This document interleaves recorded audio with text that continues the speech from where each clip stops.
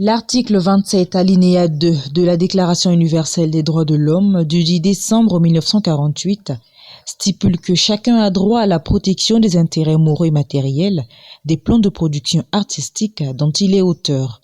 Ainsi donc, les questions liées aux droits d'auteur ont fait l'objet des échanges entre le ministère de l'Industrie culturelle, touristique, artistique et des loisirs et le Bureau congolais des droits d'auteur ce jeudi 2 février 2023 à Brazzaville.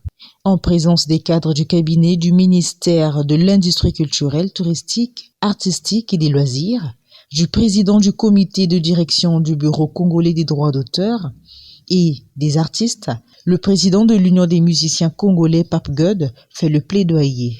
Au nom du Bureau exécutif national de l'Union des musiciens congolais, UMC, notre message est simple, notre message est clair et nous le réitérons ici. Et maintenant, nous ne voulons plus que l'argent des artistes soit utilisé pour ne payer que les salaires des travailleurs du BCDA. Les salaires doivent être supportés par le budget de transfert. Battez-vous. Chaque fois pour ce budget afin qu'il soit disponible.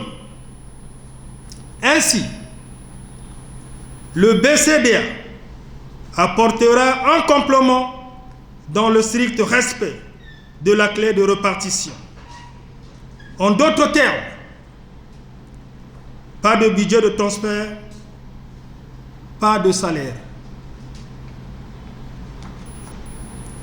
Normalement, le BCDA n'a pas à payer des salaires, mais plutôt des primes.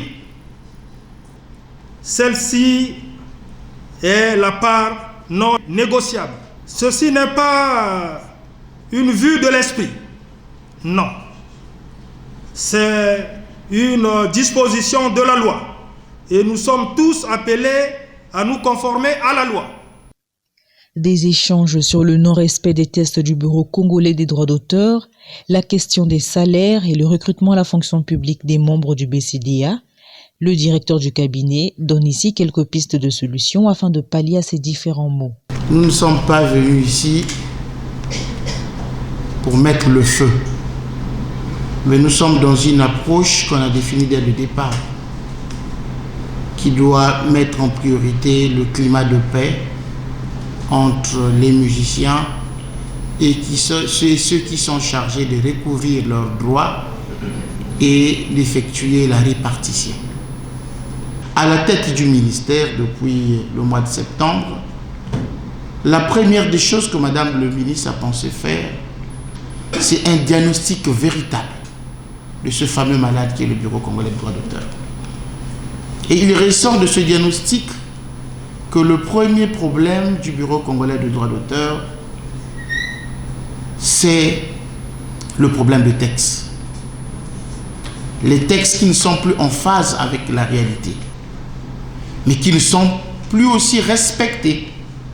Parce que nous savons tous que les textes disent que la répartition au niveau du Bureau congolais des droits d'auteur devrait donner 65% des revenus aux ayants droit, que vous êtes donc aux artistes musiciens et leurs ayants droit, 35% pour l'administration et les 5% pour l'action sociale.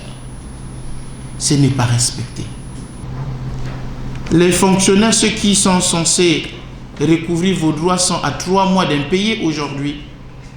Ils ont reçu quelques miettes juste pour passer le fait, ce que vous n'avez pas reçu. Je relève aussi cette injustice. Mais n'empêche que pour la première fois de l'histoire du BCDA,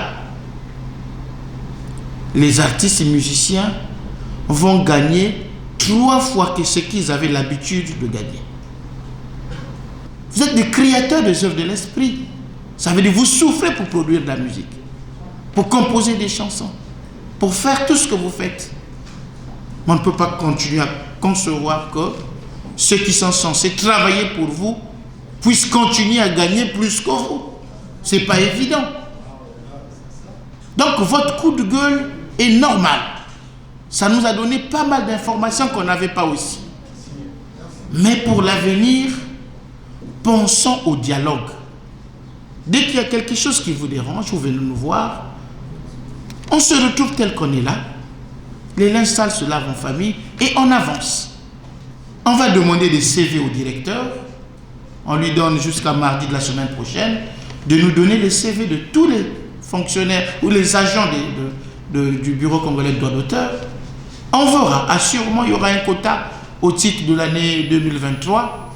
Si un peu de place, graduellement on accordera aux agents du BCDIAC qui sont les non-fonctionnaires qui ont des profils requis pour tant soit peu soulager alors graduellement ce problème-là, de peur qui continue à menacer l'argent qui est réservé aux artistes et musiciens.